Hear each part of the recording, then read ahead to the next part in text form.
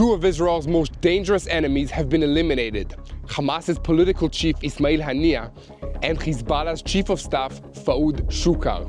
Haniyeh was on a visit to Tehran to attend a ceremony for the swearing-in of Iran's new president when a missile hit the house he was staying in. The Islamic Revolutionary Guards Corps immediately pointed a finger to blame Israel, but so far, Israel is neither confirming nor denying its involvement.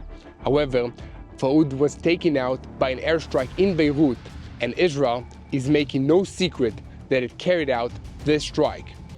Fouad Shukar's assassination in the Dahia district of Beirut is also very serious, as he was one of Hezbollah's senior leaders who had been active in the organization for decades. The United States had an open offer of $5 million to anyone who could assist in apprehending this evil man, as he was suspected of involvement in the attack on the United States Embassy and the United States Marine Barracks in Beirut all the way back in 1983. In any event, the last 24 hours carried one of the most important events in Israel's war against terrorism. Late on Tuesday evening, it was announced that an Israeli force strike on Beirut had taken out Fouad Shukar. A few hours later, at approximately 2 a.m. local time, the house in Tehran where Haniyeh was staying was hit by a missile, which resulted in his elimination along with one of his bodyguards. Hamas officially confirmed Haniyeh's death and immediately blamed Israel, as did the IRGC, the Iranian Revolutionary Guards Corps. Condemnations of Israel came from Iran, Hezbollah, Russia, and even Turkish President Recep Tayyip Erdogan.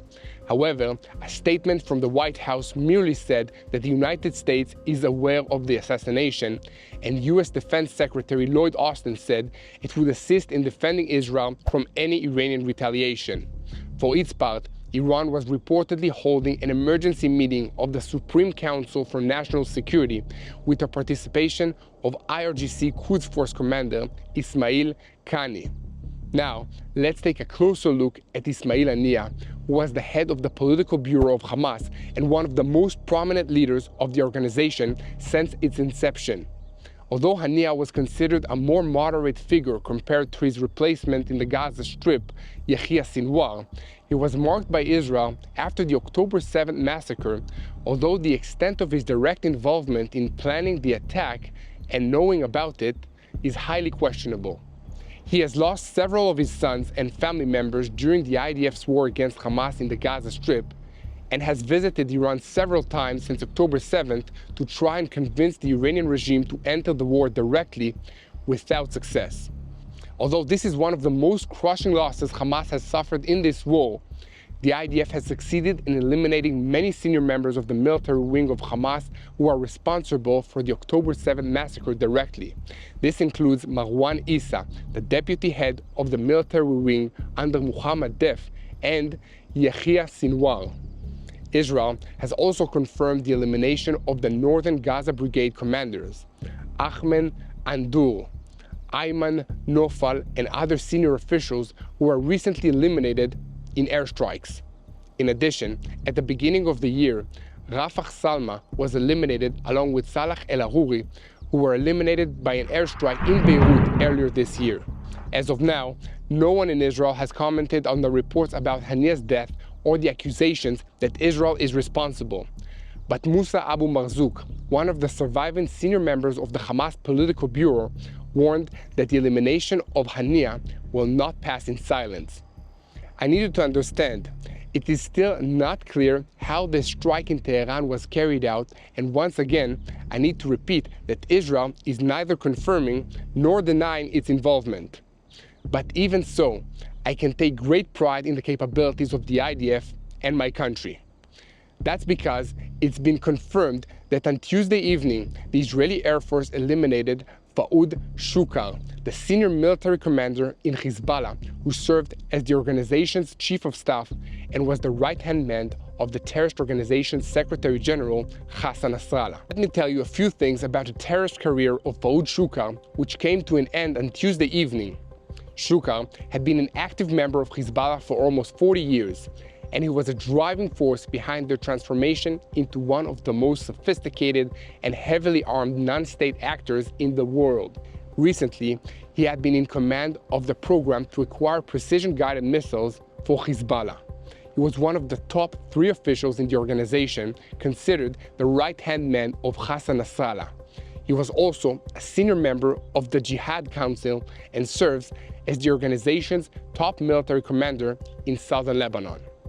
Obviously, a man like this, who had been hunted for so many years but managed to avoid getting caught, is difficult to track down. Identifying the house and even the individual room where such a man is standing so that it can be targeted with a missile small enough to take him out without causing harm to innocent people nearby is not easy. But the Israeli intelligence community is known for doing things that are not easy. And so is the Israeli Air Force, which fired the missile at the room which the intelligence agents told them Shukar would be in. In the Israeli intelligence community, it is a combination of 2 things. One team is in charge of creating a pattern of the target, while the other is in charge of tracking that target and making sure it's in the specific location while the attack is taking place. It is also important to remember that this strike came in response to the Hezbollah missile strike on Majd al-Shams, which killed 12 Israeli children on Saturday. The Security Cabinet authorized Prime Minister Benjamin Netanyahu and Defense Minister Yoav Gallant to approve a response to this massacre, and Shukar was one of the targets. Nasrallah issued a statement about the assassination, declaring among other things that he would only deal with religious matters. But when he spoke about the issue of martyrdom and the martyrs killed in the fighting against Israel, he spoke in a choked voice, and at one point the audience cried along with him. Speaking of Hezbollah operatives eliminated in the war against Israel, there was another strike attributed to Israel overnight on Tuesday.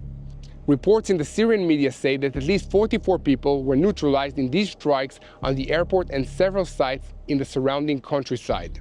The IDF reported that the target of the strikes was Hezbollah operatives and weapons storage facilities, as well as other facilities used by Hezbollah and other Iranian-backed militias. So please continue to spread the truth and support us so that we can continue to bring you information about Israel and this region. Switching to some diplomatic analysis, these strikes on Hezbollah targets and the assassination of a senior Hamas leader in Tehran positions Israel as the guardian of Western civilization. The leadership of the United States must now see that there is no going back, and there cannot be any more half measures. The time has come for moral clarity and decisive action. The Biden administration in the United States, and particularly Vice President Kamala Harris, who is the presumptive nominee for the upcoming presidential elections for the Democrats, has long called for a balance between confronting terrorism and minimizing harm to the innocent civilians. These strikes in Beirut and Tehran hit that balance perfectly. They also demonstrated for all the world to see that Israel is not intimidated by Iran's evil plans and actions, and so the rest of the free world doesn't have to be afraid of them as well. In other words, these Israeli strikes gave the United States and other Western allies an example to follow. And as always, all of the tactical knowledge and experience gains from these operations will be shared with Israel's allies. This will help them to improve their own plans for carrying out similar counterterrorism operations. This is a good place to remind ourselves once again that Israel is on the front lines of a war that, as our Prime Minister Benjamin Netanyahu said in his address to the United States Congress last Wednesday, is between civilization and barbarism. Israel is fighting this war in the Middle East, but it can come to you in North America and Europe very quickly. So please be in prayer for the IDF and all the other forces who are battling this evil, barbaric terrorism. For now, we are awaiting Hezbollah's response to this operation. Admittedly, it is unlikely that they will back down in the face of this devastating blow to their abilities and prestige. They know that they can't be seen as weak in the face of Israeli power, or their enemies will quickly attack them. However, it is also unlikely that they will launch a full-scale attack on Israel because of this strike, as they have much to lose.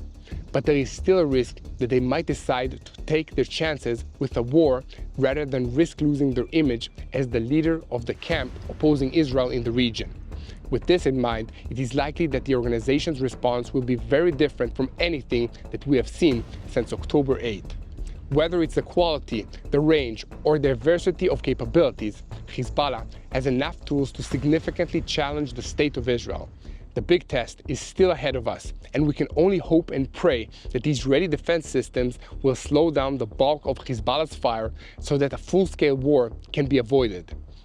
And switching our focus to the Gaza Strip, the IDF has continued its robust ground operation and to date has destroyed over 100 kilometers worth of Hamas terror tunnels, captured enormous stocks of weapons and ammunition, and rescued several hostages.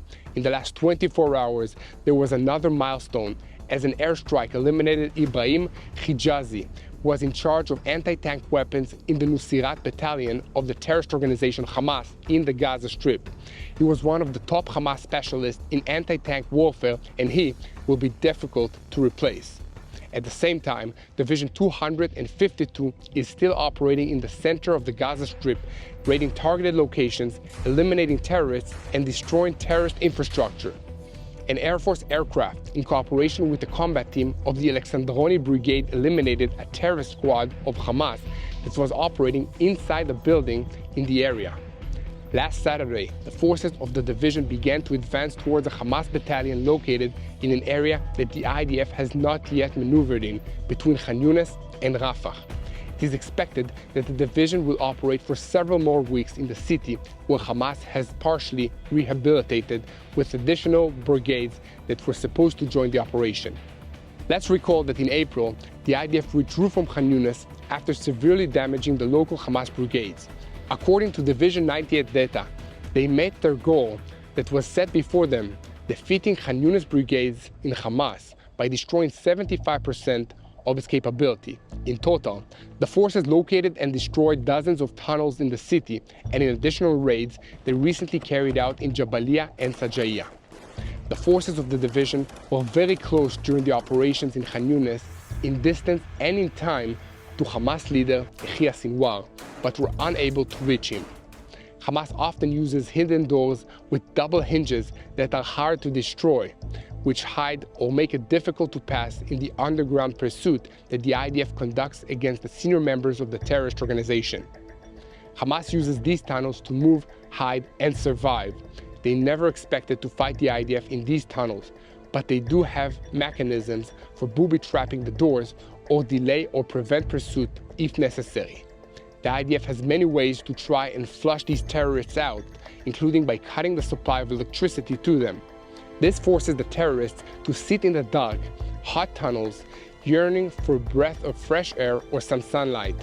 Sometimes they take a decision to emerge from the tunnels, set up a firing positions, and simply wait for the IDF to find them so that they can go down fighting instead of suffocating in the underground tunnels.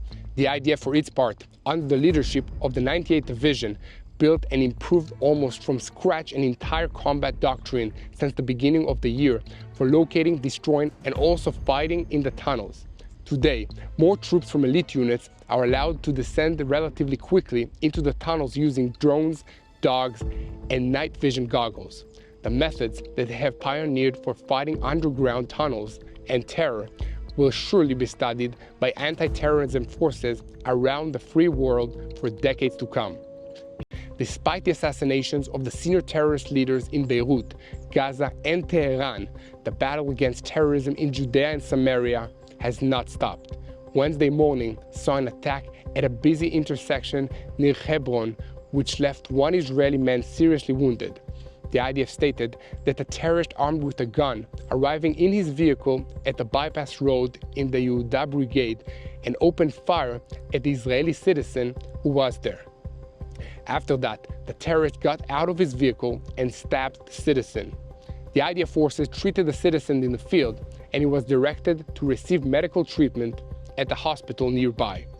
It was also reported that soldiers started chasing the terrorist who was carrying out this attack, blocking roads and searching for him after he fled on foot.